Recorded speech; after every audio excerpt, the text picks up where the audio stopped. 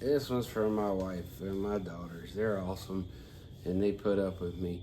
So started out, I was thinking about the women folk, but then when I got into it, I went down the rabbit hole. So now it's dudes too, but you'll see why in a minute. So first of all, I was thinking about women, and the very beginning, God brought all the animals to Adam, and nothing was good enough for him. Right? So he's like, "Yep, I gotta give him something good enough." So that's where we get the woman, right? And then in the Bible it says, for this reason, man will leave his family and go into his wife, and they'll become one flesh. So the man's gonna leave his family and follow his wife wherever, right? And then the bride price and the dowry, they've done that for millennia. Even like in the Bible, Jesus' time, they talk about the bride price. We pay a gift, or a price to the family for the women, not for the dudes. So that to me says that women might have a little bit of extra value, but I also think it shouldn't be seen as one is better than the other. But I will give it to women. In general, men are bigger and stronger, yet most of the time we do whatever makes the woman happy. Not always, but so I think the women are smarter than us, that's for sure. But anyway, so I got to thinking about, not just value, but what people value, like their self-worth. So I was curious, statistics and money, how much money people spend. And depending on the website, they're all over the place. Different people say different numbers, but most of them agree that the women spend more, and in some cases a lot more on themselves than men do. But then I was wondering, different age ranges, the younger they are, the more they spend, male and female.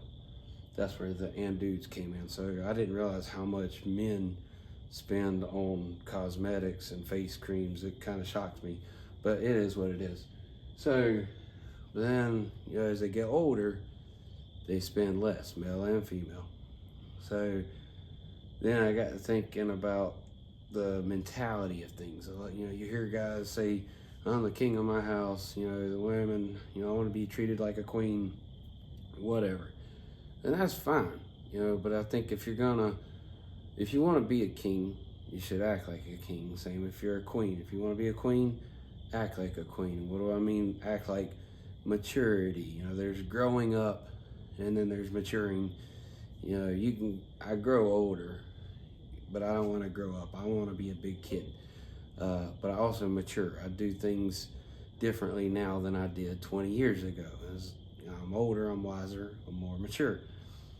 But, if my house is a kingdom and I'm the king, then I should treat my wife like a queen. I should treat my daughters like princesses. I should be gracious, be humble. But I think what's happened in a lot of people in society is they get this idea that they're a king or they're a queen, and then they become like a tyrant or a dictator. So they want to control and subjugate those in their house, men and women. So it's not one-sided, but there's not a lot of love.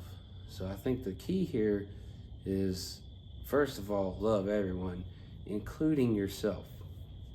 That was one of the things that got me thinking, with the whole cosmetics, the plastic surgery, the clothes.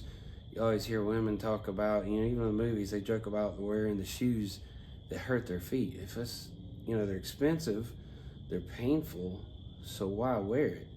It doesn't make sense to me, but I'm a dude, so it doesn't make sense. I don't know that I've ever looked at a girl and been like, "Oh yeah, those heels are so cute, I gotta marry her," or whatever. No, I don't care about shoes. But that's just me. I don't know. Everybody teaches on, but I wonder how many people spend all this time, money, energy to create a different version of themselves that's not really them. You know, they act different. They try to make themselves look different to be something that they think that they should be, because they don't feel like they're good enough just being themselves. And that makes me kind of sad. You know, I think that's awful. You know, somebody that isn't comfortable just being themselves. So my advice from here on, peoples, is love yourself first. If anybody tells you you have to buy this or you have to do that or whatever, then I would say that's probably not the best person for you. You know, if they're sitting there telling you you're not good enough, especially if it's all the time, then you're gonna start to believe it, and that's not healthy. So love yourself first. Be comfortable with yourself, and don't try so hard to satisfy and impress everybody else, because you're never going to. There's always going to be somebody that's unhappy. You can be the sweetest, nicest person in the world, somebody's not going to like you. It's just the way it is. So love yourself, love life. God bless y'all.